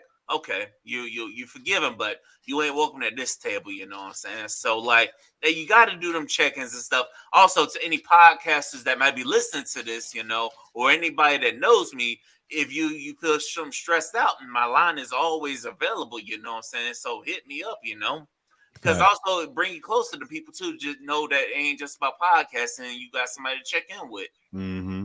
And also, I will say to all my men out there, live your best life. Do whatever the hell you want to do, and don't give a fuck about what people got to say. Because if they're not feeding you, they're not fucking you, or they're not your family, or they're not supporting your vision, what they really say does not really matter. And also, I will say, some family members, what they say don't really matter either, because you're not really supporting financially. So if they're going to sit here and judge you for all the things that they done came up with this list on social media, fucking judge me. I'm still about to enjoy this damn brunch. Fuck you. What you doing for me? We got a guest. Sorry, y'all. What's up to the little doggy? Little doggy in the building. Lay down. Marco, go ahead and give him a shot. You know, you know what's funny is I saw my uncle give my dog a beer one time growing up. Man, about 5 or 10 minutes later, that dog was out there passed out. I'm like, damn. The dog was on the Budweiser, passed the fuck out. Look, what you really do is roll it up and just blow it in their face. That's all you do. You can't even just sneak it into their food. Nah. They're gonna smell it. They gonna smell it. They not, because you know they have a keen sense of smell. So once they smell that thing, they gonna be like, "What? What the fuck is this, nigga? Yeah. You trying to poison me? You trying to poison me? I think not. You know, like, nigga, nope, not today. Not today, no. But listen, if y'all listening to this, if you don't get anything out of this, just please be yourselves. Find ways to decompress, you know, and do what makes you happy. To all my ladies listening to this, listen, find a way to let your man decompress, and without judging him, find what he likes to do. Maybe because he'll do something with you, you know, it'll be something to bring y'all together, you know. So please don't be judging people harshly. Facts. It does nothing for you in the long run. It doesn't, bro. It doesn't, because you're gonna lose somebody, and it's already tough out here meeting people, so you're really gonna lose them and stuff. I'm telling y'all, the dating pool looks crazy, so y'all better choose wisely. All right, please choose wisely. I'm changing my thought process right now. I'm like, you know, it's hard out here, but you know what, Marco, you can't get mad on every fucking thing. Pick your battle. Pick your battle. Pick your battle. You know what's the key is, you just gotta find somebody that's gonna rock with you and love you in time, even in the times they mad with you. You know what I'm saying? I'm still gonna rock with you. You know what I'm saying? I'm still going to support you, even though I hate your ass right now. But I know you are better than being in that damn dating pool or being with the millions of niggas or women in my DMs right now. I know you the shit, and you know I know you asking for nothing but this dick. Okay, that's all they asking for. That's it. That's it. That's all. And that's it. And that's all. Shit. Hey, fellas, I got some bonus questions for y'all because there was this lady I did a podcast with. Shout out to Mia from the Way of the Millennial podcast. Ooh, shout out to them. Yes, I know she asked some questions. Her first question was, can us men stay with a woman if that woman cheats? Can you stay with somebody if they cheat? Okay, so let me tell you. I'll start because mine is easy. I don't really do the cheating because you made a choice for us instead of yourself. Like, I'm also not open to like 3-ways and all that other shit. But you made a choice. So just go back to the streets, go do yourself. It's cool. I respect you. I ain't gonna talk shit about you, but you made a choice. And on the I have been in that position where I have made that choice and it did nothing. We got back together. And obviously we're not together today, but not always, but I thought like, damn, if I would never done that, could we be together today? But I don't do cheating. That is as soon as I find out it's pack your shit or I'm packing my shit, who we'll figure this shit out. Oh, I agree with Marco 100%. It's a no-go for me. Don't pull that. I've been on the reciprocating end of being cheated on. And that shit don't feel good. Mm-hmm. And so yeah, don't pull that shit around me. I'm more of, like Marco said, I'm more of the honest type. Please let me know if you about to swing your cat around all, you know what I'm saying, to another to another man. Please let me know so I can prepare myself and my things if I do have a couple drawers up in the house to get the fuck up out of here. Hell yeah. Let me know how you feel. If you rock with somebody else, let me know. Because what I'm not about to do, and especially in this day and age and in this time right now, is to be playing games. I don't have time. Y'all thought I didn't have time 2, 3, 4 years. I don't have time now. I don't have the time or I don't have the patience to deal with it. What? Especially if I'm being faithful to you. I don't have the time. Talk your shit, V, because I don't have the time. 100%. I don't have the patience. If I'm sitting up here being patient and being faithful to you, knowing I got all these motherfuckers in my DMs, because apparently people in relationships are more attractive than single motherfuckers. I don't know why that is. Really understand that. Because listen here, that has been a thing for me. Ever since I've gotten into a relationship, I've been with my lovely my girlfriend for 3 years. And in these 3 years, I've gotten more DMs, more looks, flirts than ever before. This is what's wrong with the dating pool right here. And I'll be looking like, yo, so y'all like to ruin relationships on a daily basis? I'm like, people love to ruin relationships, or is it that you want what they have or what they got that you don't have, and you want to take that person away? But that's like, I don't understand people's logic when you're going after somebody that's in a relationship, married, engaged, however you want to call it. I never understand people's logic. The person who's attempting to go after the person who's in a relationship and then thinking that you're going to somehow, some way change that person into loving you and being your only one. I never understood that concept. Even that's very good points. I'm just adding, even to dating, we're not together. We're not dating exclusively. But if, if me and this individual have an understanding, if me and this individual have an understanding that we are dating, we are getting to know each other, it's fresh, but I do see potential with this person. And this is what we call the talking stage, folks. This is what we should call the talking stage. You are introducing yourself to me. So if you decide to talk to other people, okay, you made a choice. All right. And I also made a choice to either stay around, but you've made a choice. And I'm not a part of that choice because I'm not the person on your mind. You want all X, Y, and Z, this, that, and the third. Right. Right. I'm not the person for I'm you. not number one. And I don't have to. Here's my thing. I don't have to be particularly number one. I just gotta be the main. But I better be in that motherfucking top 5. You heard me? Top 3. And I bet not be number 3. Period. Yep. You heard? Hey, listen, I don't give a damn what number I am. Listen, I'll be real with you.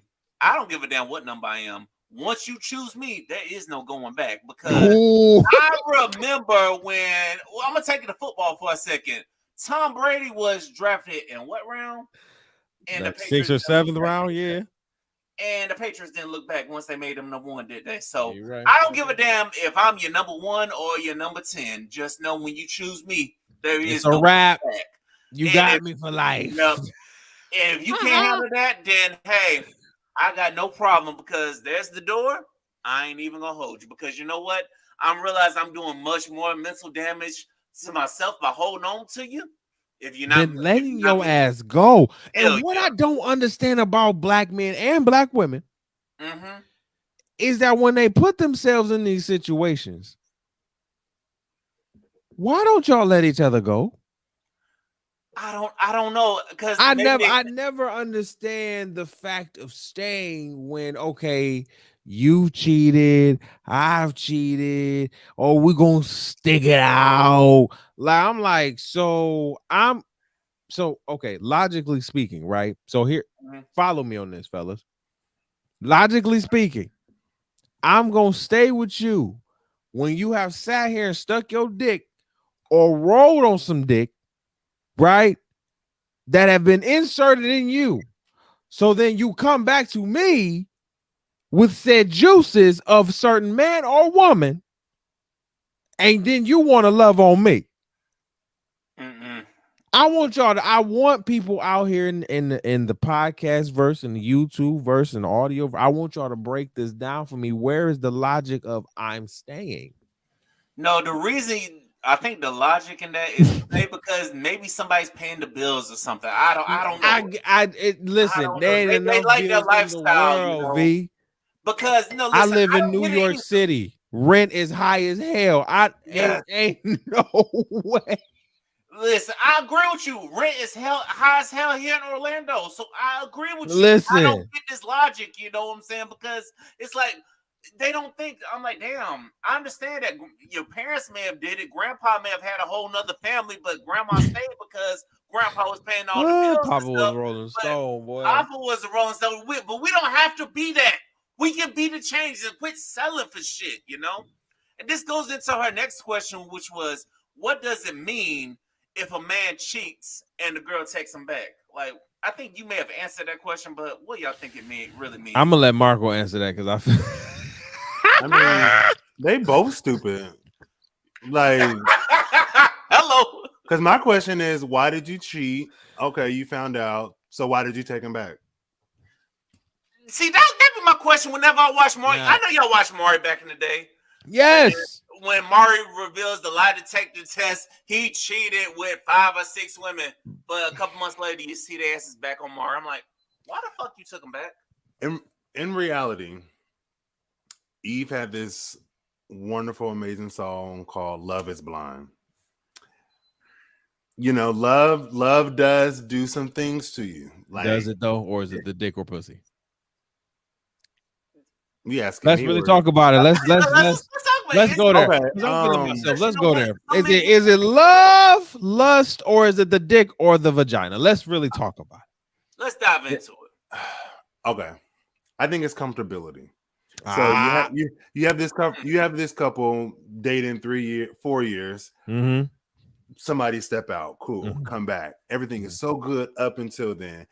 She's good. She got a good career. He got a good career. The house is nice. X, Y, and Z. Y'all in y'all 30s. Y'all don't want to start over. So you just settle. Yeah. But me as an individual, why would I settle when I can just gain more?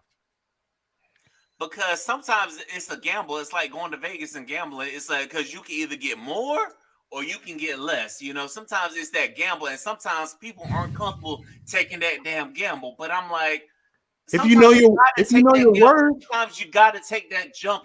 Steve Harvey wrote a book called Jumping, you know. Sometimes you got to take that gamble. You got to take that jump. Shout out to Black Podcasters Association. Oh, Black Podcasters Association in the Marco, building. What's good? Motherfucking building. My guy Corey in the building. Yes, shout out to Corey. You got to join what he got going on and stuff. But sometimes you got to take that leap of faith, you know, because you just never know, you know. Because that leap of faith to do what?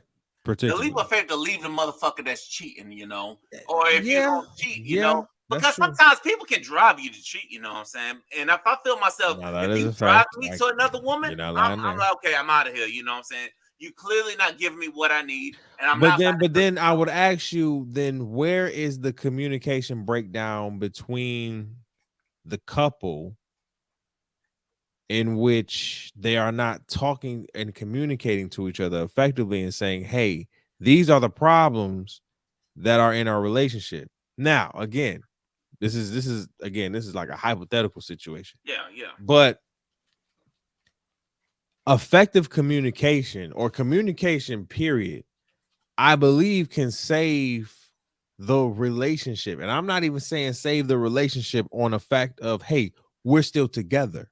Mm-hmm. Right? Mm-hmm. I'm saying save the relationship and saying, hey, we've tried to go the distance with each other.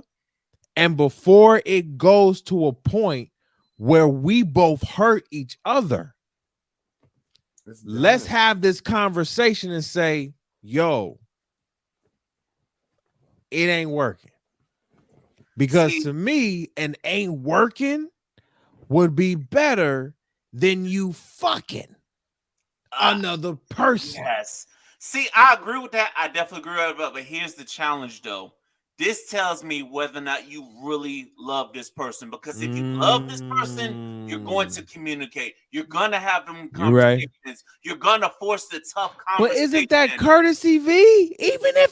But to Marco's point, even if you just like exclusively dating for some time, don't you supposed to have that courtesy to somebody? Listen, I don't care how long it is to exclusively date or talk. You know when you got something real, right? You know when you got something real. And I'm just saying, is it not just a courtesy to somebody like, yo, like if you're not feeling me and we exclusive, can I get the courtesy? That just goes back to how much does this person really like you? Because I feel like if they really like you, they will say something. No ifs, ands, or buts. I really feel like, and that's valid. You're right, and that's valid. Really that's valid. You valid. That's valid. That's valid. Go ahead, Marco. So that's valid. You know, I like to use my personal experiences for shit. So I went on a date probably like 2 months ago. Cool, nice vibe. I like tacos. They like tacos. Cool. Conversation was trash. Sat in my car for about 15 minutes after. That's not good. I'm calling it outing because it was our first meetup. It wasn't a date. It wasn't a date. It was an outing. It was an outing. So wait. Hold up. What would make you call it a date then if you just gonna call it an outing? Oh yeah. Oh, that's a good question because I was thinking about that the same way. You got to get a call back. Great question. You got to get a call back. Oh, I got to get the call back. Not even a callback. For me personally, I just got to feel the connection. Right. Like, because I've been on like first dates, and I'm just or first outing, excuse me, and then by the end of it, we'll be like, I'm about to start calling that. I'm about to start calling it that. I'm about to start saying that shit from now on. It is first outing, my nigga. This was just an outing, So okay, where do you go on these outings? Is it Applebee's or is it or you like first Chad of all, Johnson don't do that. Don't disrespect me like that. V, we've come a long way. I'm just trying to get an idea of the outings, you know. You know I don't mean no disrespect. The unlimited appetizers are played out now. Can we upgrade just a little bit?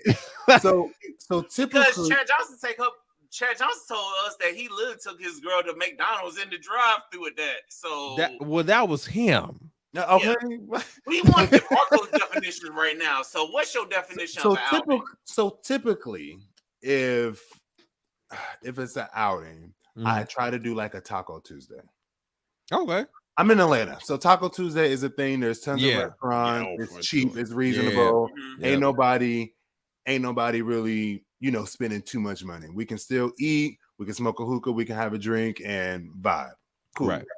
A date is more of a restaurant to me. Like it's a restaurant. Like there's a whole menu. Right. It's an ambiance. Right. We decide of the genre of the food together. Like Taco Tuesday, you can find at any fucking restaurant here in Atlanta. That's a fact. Another question on the outing is that is it a chain restaurant or only a restaurant that's exclusive to Atlanta? Now you know it ain't no damn chain restaurant, V. I just gotta ask.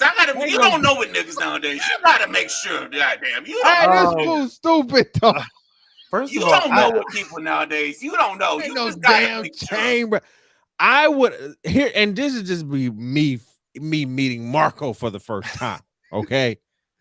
I wouldn't think Marco of a first date at a chain restaurant. I wouldn't think of Marco that either. I've been knowing Marco for some time, so I had to make sure.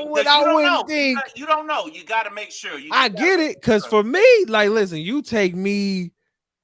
Nah, I ain't gonna say McDonald's, but you get like me an Olive Garden. I'm happy. It got to be good though. It got to be good because New York Popeyes ain't shit. But we'll talk about that later. Damn, New York Popeyes ain't shit. But you give me a good, give me a good chicken and some biscuits. Hey. You know what? Hey, you know what? I had this today. Look, if Sean want to take me to Chick-fil-A, I'm good on that too. Oh, that's always a date. That's top tier. That's hell yeah. Somebody said it. That's top tier. Like if somebody was like, yo, let's go on a date to Chick-fil-A. Yo, right now, like right this second, because I'm already dressed. Which one we going to? Like, wait. Corey told me to slow down on the New York. Damn, Corey said slow down on the New York. First of all, hold on. Corey has to show me a Popeyes that's worthy of me not slandering them. Because the slander's already been done. The slander has already been posted on my episode for Devontae's World. I've already done the slander. The slander's already done. I've already went in on that. That's done. Like that is done. The slander is already because I have not found a good Popeyes out here. And I pride myself in having a PhD in chickenology. You understand what I'm saying? Like I grew up on chicken. Wait, rewind. You said chickenology? Chickenology, yes. Yes. Yes. Look, I didn't hear anything else you said, but I heard chickenology. I've been eating chicken since the age of 2. So it's like I fried, broiled, baked, like it's lit. I've been eating Popeyes for years. Like it was in my mind. It was Popeyes in Louisiana. Do you know I want to go to Popeyes in Louisiana so bad? So bad. Mm-hmm. Hell yeah. And the Cajun Sparkle is a different type of Cajun Sparkle. What? Oh man. And the hot sauce? The hot sauce is a little bit hotter in Louisiana. Yeah. That's what I like. Damn, I might have to make a trip to New Orleans now. Yeah. Even though I know somebody in Miami, this chick from Miami, she said Miami and Popeyes, that's where the Popeyes is the best at. I haven't been, Because that's where it was at. That's where it started. Listen. And they said it's in Louisiana, but they told me that the Popeyes in Miami is top tier. I don't know. No, I gotta try that because my dad's side of the family is from Florida, so I know Florida Popeyes slap. I know down south Popeyes. I ain't got to worry about shit. Okay, I go up in there. Auntie Beulah back in the back. She getting my chicken ready. They got the hair in the hell. If I go back home to Detroit, I go to the ghetto Popeyes on 8 Mile. Like, yo, it's right there. They got the hair nets. Yeah. Bro. You know Popeyes is good when they ghetto as fuck. No disrespect. But you know it's good when they ghetto as fuck. Restaurant though, because I know that there's some food spots in Tampa in the hood. I'm like, okay, this food slap. And Marco, no, he in Atlanta. Come on now. Come on, don't tell me, Marco. Don't play, Marco. You know the spots down there. So actually, I don't eat Popeyes in Atlanta because every restaurant sell lemon pepper wings and see we weren't talking about Popeyes. Fuck them right now. Oh, just chicken. That the spots that be hitting. Yeah, you know the spots, and it's okay if the spots are in Bankhead. It's a bank. No. We not going to Bankhead. Me and Bankhead, these niggas would rob me before my eyes. I went to Bankhead one time. I had to go to AutoZone to get. He was like, I had to get some oil because my mechanic is in Bankhead and he ran out of oil. Okay. Just go get the oil for me and I'll just do the change. Do the change for you for $20. I was like, cool. Right. Walked up in there. I just let me get my oil and leave because I felt unsafe walking inside. Niggas walking in with guns. I'll change that bitch when I get home. You heard me? Like I had to call my Atlanta people. I was like, yo, I was on this road at this time. They was like, why were you over there? I said, there was the AutoZone. They was like, you went to that AutoZone? I said, it was the closest one on Google Maps. It was like, bro. Don't you ever go back over there? Don't you ever go? A nigga like me, yeah, I can, but you, Marco, don't do it. Don't ever do it because they know you're out of towner. That's what it is, So they know you ain't from Atlanta. They know you ain't from. I'm friendly and shit. Just hey, how your day going? This all you want? Marco getting respectful and shit. Hey, how y'all doing? Nothing. And they like, what up? Dog, you got know in the hood you can't be respectful. You just gotta get your shit and get out. No, you know what? You really can't, and that's sad. That's sad. That is sad though. That is real. No, for real, because I living in New York City, like the hood is. I'm not gonna say it's everywhere, but it's everywhere, right? And so where I work, mad hood as fuck, right? It is. And I don't want to say it's like a persona that you have to kind of put on, but it's like you kind of have to walk out mad. I gotta walk out the house. Shit, even when I have to go to the hood, I'm not mad all the time, y'all. Trust me, like I don't be mad all the time. So like I will have to walk out the house to just frown my face just a little bit, just to show you I ain't about that shit. I ain't about you fucking with me. So you know what I'm saying? But what I will say about New York, y'all, what I will say about this is New York is probably one of the most lovingest places. For real. Real talk. Like it will, if you've been to like V and Marco and Atlanta, Florida, like it is like that on a ×2 scale.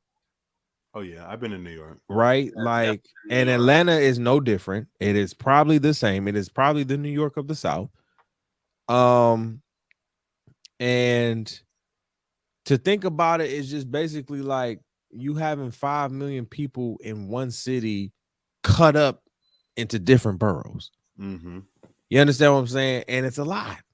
It's a fucking lot, but it's grown me in so many ways, and I'm thankful for it. And it's amazing to see. So like New York it's a beast, but if you can hack it in like 2 years, because it's gonna beat your ass, it really will. And some make it, some don't when you move here, but if you can hack it, you'll be good. Hey, that's real though. But listen, I'll come for a visit, but New York ain't gonna see me living there because it's too cold. It's cold. First of all, it's too cold and too expensive, and the rats. Marco, let me tell you something. I don't do them motherfucking rats, my nigga. Rats at every subway station. Oh, let me tell you, nigga. I was drunk. Rats bigger than a kid. I was drunk in New York City on New Year's Eve one night. And we leaving the club at this point, so we jump on the subway to get back to like our hotel and shit. Do you know there was a rat on the subway? Yeah. I said, "Oh yeah." You're like, "Yeah, that's normal." Yeah, no. I was like, "I need a taxi. I can't even do this no more." Yo, yeah, you listen. Wait, have they started allowing Ubers and Lyfts in New York now? Because I know at one point they weren't allowing it. Yeah, of course. Because the taxi drivers threw a fit. I remember. Oh that. Yeah, listen, the taxi drivers and Ubers and Lyfts have come to, I would say, come to an agreement. In my eyes, I don't use a lot of taxis, unless I'm kind of downtown Manhattan. But I think taxi drivers have kind of come to the term with that Uber and Lyft are kind of the new wave. And taxis have they given up the taxi and said, "Fuck it, okay, let me just." Yeah, you see less and yes, yellow. You know, the classic yellow taxi is kind of diminishing. You don't see it a lot. You see more of the kind of traditional car being the taxi now. Like taxi services are still in place, but again, they're using more of the, you know, traditional car instead of the yellow taxi, which for me would be a great comeback, especially in this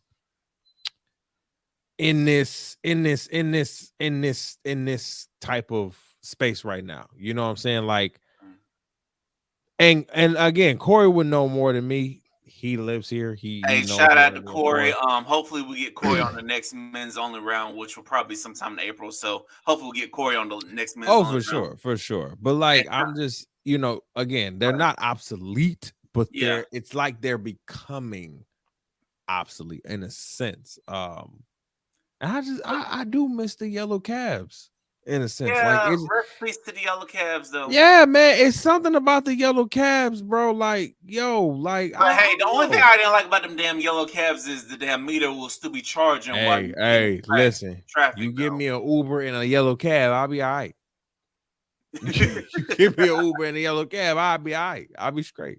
Yeah, that's real though. All right, the lady asked the last question. This is the last question. We're gonna get out on this now. Can you stay happy in a relationship if you are not happy with the way you are in life? What do y'all think? Damn. She had Mia. Shout out to Mia from the Weight of the Millennial Podcast. Hey, shout out to you, Mia. These some great questions. I was gonna say that's a good ass question. Say it one more time. Question. Wait, yeah, because I was about to ask the same question. Say that one more time for the people in the back. Yeah. All right, for the people in the back, can you stay in a relationship if you are not happy with where you are in life? Wow. Damn, Mia, you hit that. Can I say yes? Yeah, it's up to you. It's your answer. Can I say yes because I've actually done it?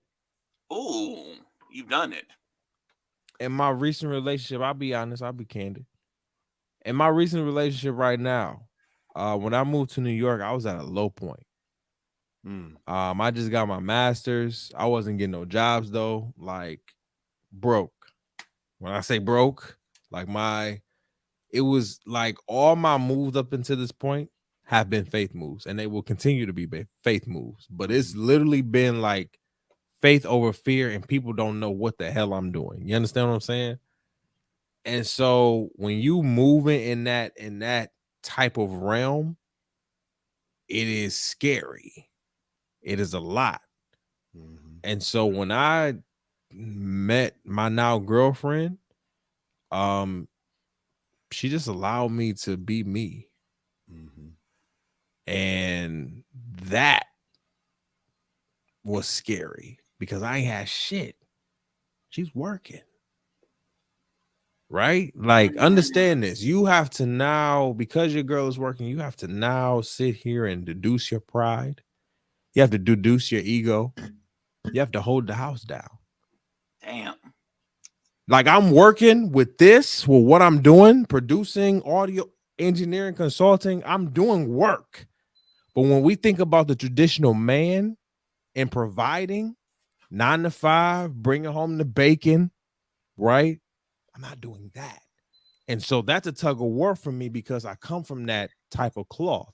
I've been working since the age of 6, honestly, since the age of 12, shoveling snow off of people driveways. You understand what I'm saying? Like, that's the type of work I'm coming from. And so to not have a solid job, especially after coming from getting my master's, it was fucking me up. And to then have a relationship where everything is going great, honestly, and I'm the one that doesn't have a job. Oh, it was fucked up. She saw in me what sometimes I didn't see in myself. And then it came to a point where stuff started to get better and shit started to move better. So sometimes you kind of have to like, it's weird, but you kind of have to kind of go through it with that, especially if you see that person knowing that they're going to do and be all right when they're down. You got to see how a person is when they down. You feel me? When they down and out, because like you said, V, Steve Harvey said, you got to see people in 4 seasons. So you got to see people when they down. How are they going to act and how are they going to be received when it is a down year for them? That could be a job, that can be money, that could be anything. How is it going to be received? And for me, my fear has always been, if I'm down and I'm not having my best year, I don't want my significant other to feel as though I cannot provide or feel as though, oh, this nigga ain't doing it, I'm about to leave. You feel what I'm saying? Because just because I'm having a down here don't mean I'm down.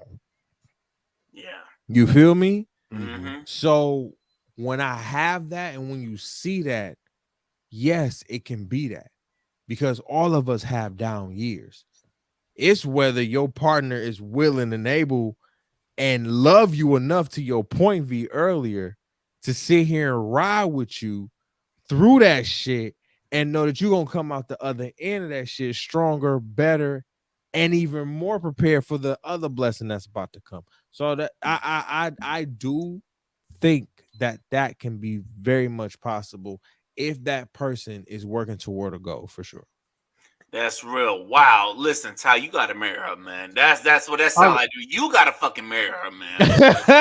You ain't gonna find no real in the pad out here, man. It's in the works, bro. You gotta marry her at some point in lifetime, man.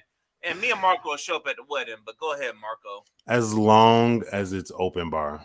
Hello. Yes. You already know it's open bar. We Agreed. get drunk. That's my only restriction. Period. With I don't go to weddings if they're not open bar. Hell yeah. Yes. Yeah, I did it before. I would do it again. But I will also be supportive of my partner that is still trying to figure their shit out. Because I feel like a partnership is all about support. And we all ain't got it. We don't all have the pieces to the puzzle right now, and life is always a game. So like it always sucks when like, you know, you're expressing yourself and trying to tell somebody, oh, well, this is my goal and shit, and then they walk away or they don't believe in what you do. Say that, Marco. Oh my God. So yo, did y'all just hear that? Marco said a word, bro. Yes, like, no, did. for real. Like, Marco, I need you to say that again for the people in the back, front, side. You gotta put a bitches in the back. No, damn, I don't even know what I said. I was just talking off the heart. You just said a damn word. You don't know what you said, man. No, but it be like that sometimes. Like, you're right. It do be like that. But it's hurtful when, you know, you're expressing your goals and dreams and things, and the partner that you're with don't believe in your dreams. Yes. Speaking of, we're not gonna go there, but Insecure with Issa Rae and Lawrence. Yes, that's true. Yeah, and I was like, oh, I felt that because like if we're supposed to be together, we're supposed to be a partnership. You supposed to be with me at my highs and lows. Absolutely. I'm not where I'm supposed to go, but I know where I've been. Period. Yeah.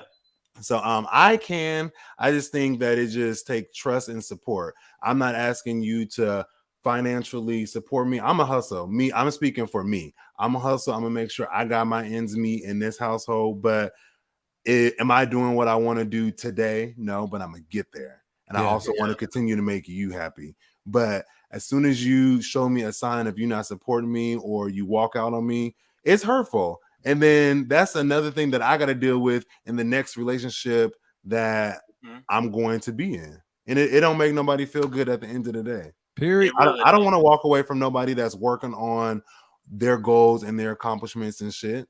Like, what do that says a lot about my character. It does.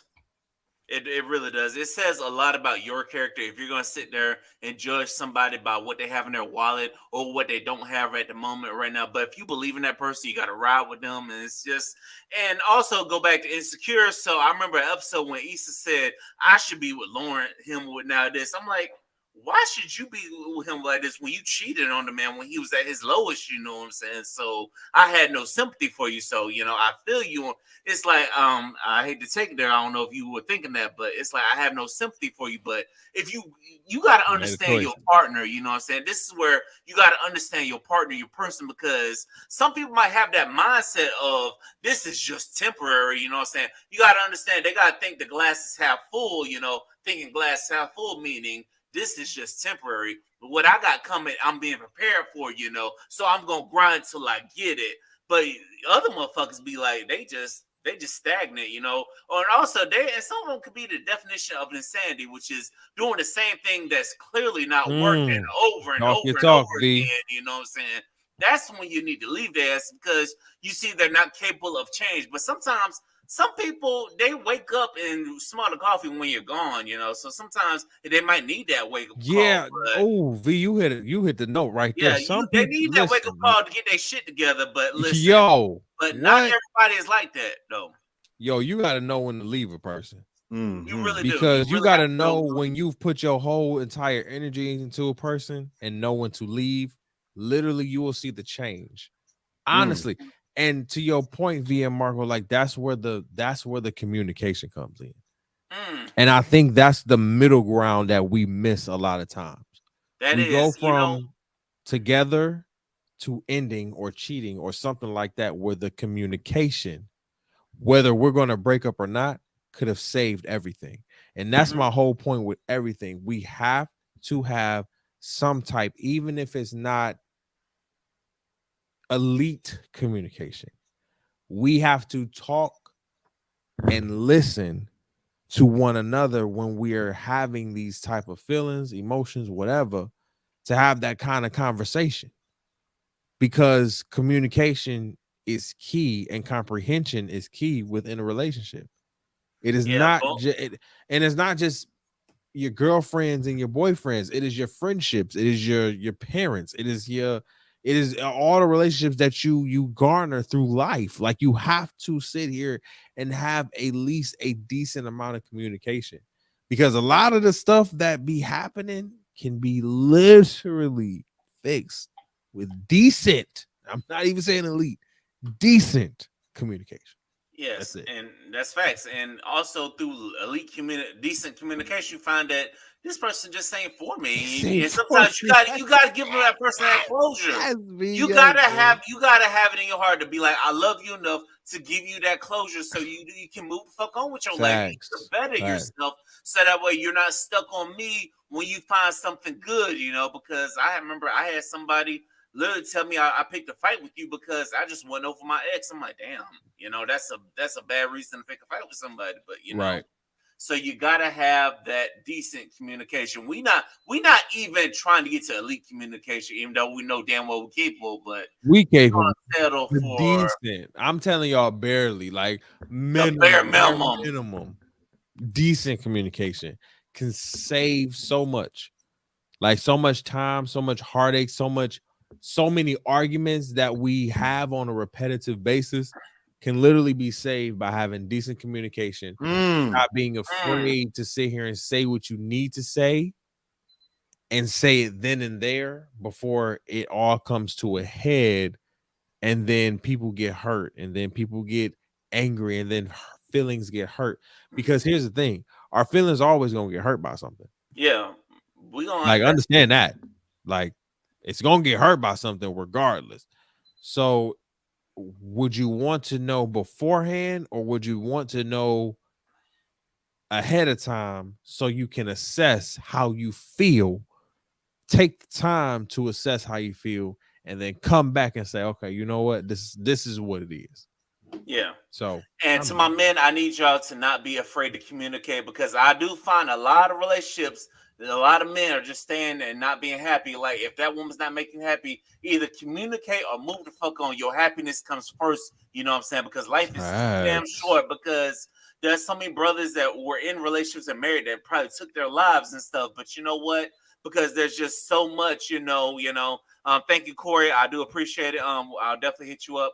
But listen, I do feel like a lot of brothers who took their lives that were in relationships probably could have communicated and that probably would have alleviated some things or going to therapy. But I need y'all to communicate, because even if it's, but you gotta love somebody enough to let them go, you know what I'm saying? Because maybe that's not the person for you. Maybe there's something bigger for you. That's where your mindset gotta be, you know what I'm saying? That just maybe there's an upgrade. Because like even go back to Chad, I remember he said he thanks God that certain relationships didn't work out because you found the one that's the one for you. So you just never know. So I definitely agree with you. We got to have that decent communication. And also you got to know when it's the time to let that person go. And if you're not happy, please, by goodness, just leave the fucking relationship. Because I remember there's nothing like, there was a bartender, right? I was in somewhere at some bar in town, but she was talking about her husband and stuff. And in my mind, I'm like, is you happy? Because the husband don't do a lot of things you do, so you're clearly not happy. You won't be talking shit about it to random people you're serving drinks to. So I need guys, don't do that. Please don't do that, because I'm here with my lady trying to have fun, and you bringing your random ass issues and stuff.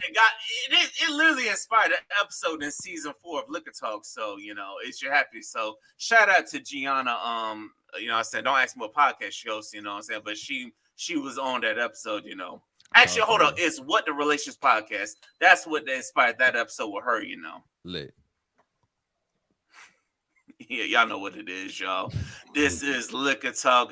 We've come to the end of the show. Marco, why should people subscribe to the new podcast you got dropping? And also, why and what can we also expect from Hear Me Out? Are we just not going to do Hear Me Out anymore? Or what's going on with that? Come on, talk to me, Marco. You got to let me know what's going on, man. He did put you on blast like that, Marco. That was sick. I need to let me know, Marco. That was... I'm gonna receive that as accountability.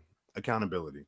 That's exactly what that was. That's accountability. No, so Hear Me Out. I did release a few episodes and then I went to vacation. But I do have some episodes lined up just to update niggas about my life, and then we about to get back into interviews. I realized I really don't like talking about my life all the time. I'd rather do it in groups of people versus just by myself. So if I can have y'all on, Hear Me Out, interview y'all to share y'all story so people can hear y'all out. Absolutely. That would be great. Hell yeah. So for Open Relationship Podcast, we got some things coming up. We're still in the planning stages of trying to figure out what season 2 is going to look like, but it's going to be great. The people are asking for us, and it's 2 brand new faces. So shout out to all 4 of us. What I got coming up outside of that, just being more lit, going live more, doing more reels, and just really working on my content creations. I've been through a lot of content creation classes while I was away from doing my podcast. So yes, I was away, but I was still working because there is money to be made on all these apps. I'm just trying to figure out how to get to the money. Just like Beyonce, you see how she always is in the conversation. That's why Beyonce king, huh? Yeah, that is why she is the queen. That is why. But yeah, make sure y'all tune in, y'all subscribe. There is dope shit coming. Marco the Prince on all platforms. And make sure you check out the website, marcotheprince.com. Hey, whenever you want to go live, just hit me up, dog. I'll go live with you. It don't matter what time of day, man. Whenever you want to go live, if you want to go live, just hit me up. I got you. Ty, listen, this is your first Men's Only round. I appreciate you for coming on. So I appreciate people y'all, why man. do people need to tap in with your network, man. Hey, man, come to the THC Media Network. First of all, I want to say thank you, Marco. Thank you, V, for having me on this Men's Only show. I appreciate it. Liquor Talk. I've drunk 3 cups today. We feeling good. You feel what I'm saying? I'm feeling good. I gotta come back again. But guys, y'all gotta check out the network. We are growing at can I just say, an exponential rate that I am just very surprised and very blessed to be at right now. We have everything from entertainment to music to travel and culture to mukbangs to we have everything that you can honestly want in a podcast, and we're in the midst of shifting in such a great way. So check out the THC Media Network. We're on YouTube. You can check us, all of our podcasts out. We're everywhere on all podcast streaming platforms. Again, you can watch us on YouTube, the THC Media Network. Subscribe. You can check me out personally. I have my own personal YouTube page. You know, we do the reaction videos. I give podcast tips and job scam tips too, right? Because you said scam. Oh yeah, job scam tips. Because listen, people do not be out here talking about these job scams and letting them slide by the wayside. Also, you gotta hold these apartment complexes scam. Oh, I got you. Listen, Brody, I got you. When I tell y'all, we in the midst of growing right now, and when I say can I say exponential growth? I'll put it like this. I revamped my personal YouTube page in late November, early December. We have already garnered, it's February. We've already garnered 700 subscribers already on YouTube. If y'all know how hard it is to actually get subscribers on YouTube, it is very difficult to continuously put out content and everything like that. So to have this so early, while we're going is amazing. So when I say that I'm not only trying to get myself on, but everybody around me on, it is a thing that I'm consciously aware of. So continue to follow the network, continue to follow me, what we got going on. I'll be back in probably like a month with me being on face, you know what I'm saying, camera and hosting and everything while I get everything in the background together. But yeah, listen, tap into the TC Media Network, tap into all of our podcasts, watch and listen to past episodes, and we'll be back in about a month or two, man.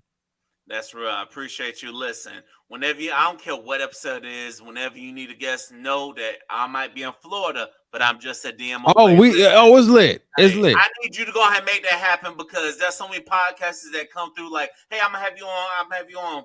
Them motherfuckers don't have me on. You know? Listen, bro. You ain't got to say nothing but a word. We over here at the THC Media Network, like you ain't gotta love us. You ain't gotta like us. You may like us. That's great. But one thing that we do, and nobody can say that we don't, is that we are consistent in everything that we do. I've made that a point because I run this shit. And my work ethic, just tooting my own horn, is top notch. I don't play when it comes to it. So when I say shit gonna get done, it's gonna get done. So trust me when I say these two brothers that's on this platform right now, you will be seeing them on my platform very soon. So look out for that. I'm here for it, and also Marco, I'm here to hop on both your platforms as well because your boy will be coming to making a return to Atlanta. That's a deeper episode that we'll get into another day, you know. So. But listen, I want to thank everybody for listening to Liquor Talk. We done went damn near 2 hours. That's how you know this was a lit ass conversation. We done went damn near 2 hours, you know what I'm saying? So you probably got the laundry done. You probably done cooked something. You probably done got you through your work day. Please don't burn the house down if you're drunk right now. Please. Listen, if you're at work if you're at work or you cooking or something, please don't be on the liquor or balance it or something, you know what I'm saying? Because Liquor Talk ain't responsible, y'all. So, but I appreciate you all for rocking with us for this long because guess what? This was a damn good conversation. I want to thank these two guys, you know what I'm saying? Because this is what happens when you get Liquor Talk, you know. No matter who show up, we're going to have a damn good time, you know what I'm saying? I want to thank these two guys. You will be seeing them on future episodes, you know. But ladies and gentlemen, remember, go ahead and subscribe to Liquor Talk because you might want to get on this Liquor Talk train now. You might want to get on while the stock is low because once the stock is high, don't be trying to come because we got receipts, you know what I'm saying? So we need you. We got receipts on y'all. So remember, go ahead and subscribe to Apple Podcasts, Google Podcasts, Spotify, iHeartRadio, YouTube, wherever you get your shows at. Go ahead and tap in with Liquor Talk, and please tap in with Ty the Pod Guy, and also tap in with my brother Marco. We are taking over on all three platforms for the 23 and the 24. We out this motherfucker. Peace, y'all. Pull up that liquor.